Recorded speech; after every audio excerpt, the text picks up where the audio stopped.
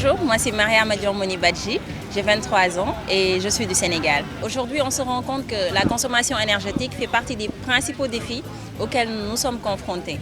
Et donc, nous essayons vraiment de limiter les émissions de gaz à effet de serre dues aux bâtiments, qui sont aujourd'hui à l'ordre de 40% d'après la Banque mondiale.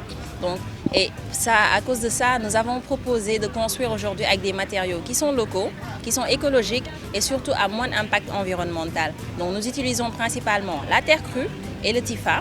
Donc, la terre crue, avec sa grande inertie thermique, permet d'avoir une climatisation qui est naturelle, parce qu'on sait que dans nos pays du Sahel principalement, il fait très chaud. Pour avoir le niveau de confort désiré, pour vraiment être à l'aise, il nous faut installer beaucoup de climatiseurs. Et donc, pour réduire cette consommation-là, nous avons proposé une alternative, c'est la terre crue.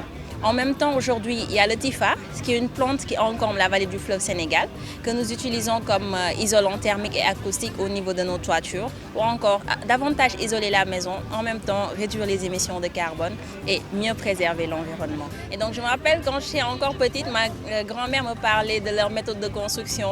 Elle me disait qu'ils prenaient de la terre, qu'ils mélangeaient pour construire, ils faisaient frais à l'intérieur. Elle me parlait en toute bonne africaine, on connaît les Canaries également, où on mettait de l'eau fraîche. Il nous arrivait vraiment on mettait de l'eau chaude, il nous arrivait après d'avoir de l'eau froide.